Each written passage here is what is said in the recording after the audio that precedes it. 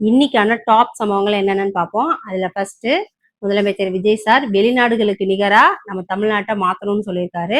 அதுல தமிழ்நாட்டுல முக்கிய நகரங்களான சென்னை, திருச்சி, கோயம்புத்தூர், மதுரை, சேலம், திருநெல்வேலி இந்த மாவட்டங்கள் எல்லாம் சுத்தமாகவும் தூய்மையாகவும் பராமரிக்கும்னு சொல்லியிருக்காரு. அதே மாதிரி போஸ்டர்ஸ்லாம் எங்கேயும் ஒட்டக்கூடாது, அப்படியே ஒட்டணும்னாலும் ஒரு குறிப்பிட்ட இடத்த ஒதுக்கி அந்த இடத்துல மட்டும்தான் ஒட்டணும்னு சொல்லியிருக்காரு. அப்புறம் தெரு விளக்குகள்லாம் கரெக்டா எரியுதான்னு வாரத்துல ஒரு நாள் போய் செக் பண்ணணும்னு சொல்லியிருக்காரு. அதே மாதிரி பொது கழிப்பிடங்கள்லாம் சுத்தமா இருக்கான்னு டெய்லியும் செக் பண்ணணும்னு சொல்லியிருக்காரு. செகண்டு, இன்னும் ஓரிரு மாதங்கள்ல கோயில்கள்ல சாமி தரிசனத்துக்கு ஆன்லைன் மூலமா முன்பதிவு கொண்டு வர போறாங்க. தேர்டு, மேயர், துணை மேயர் உட்பட 75% கவுன்சிலர்கள் இன்னும் தங்களோட சொத்து விவரங்களை தாக்கல் செய்யல. சென்னையில 200 கவுன்சிலர்கள்ல 43 கவுன்சிலர்கள் மட்டும்தான் அவங்களோட சொத்து விவரங்களை தாக்கல் பண்ணியிருக்காங்க. அதுல மெயினா நம்ம மேயர் பிரியா அவர்கள் இன்னும் சொத்து விவரங்களை தாக்கல் பண்ணல.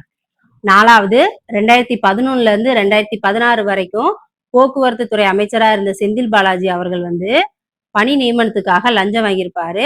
அதை விசாரிக்க அமலாக்கத்துறைக்கு ஆளுநர் அர்லேக்கர் அவர்கள் அனுமதி கொடுத்திருக்காங்க. அஞ்சாவது, சார் பதிவாளர் அலுவலகங்களுக்கு மக்கள் நேரடியா போகாம இனி ஆன்லைன் மூலமாவே பத்திரப்பதிவு பண்ணிக்கலாம். ஆறாவது, மெட்ரிகுலேஷன் ஸ்கூல்ஸ் இனி உரிமம் புதுப்பிக்க கட்சி நிதி என்ற பெயர்ல வசூலித்து வந்த 3 லட்சம் ரூபாய் இனி தர வேண்டாம், அதை நாங்க ரத்து பண்றோம் அப்படின்னு சொல்லி தமிழக அரசு சொல்லியிருக்காங்க. ஏழாவது, டாஸ்மாக்ல பெட்டிக்கு மாதம் 100 கோடி ரூபாய் கட்சி கஜானாவுக்கு சென்ற பணம் இனி அரசு கஜானாக்கு மாற்றப்பட்டுள்ளது.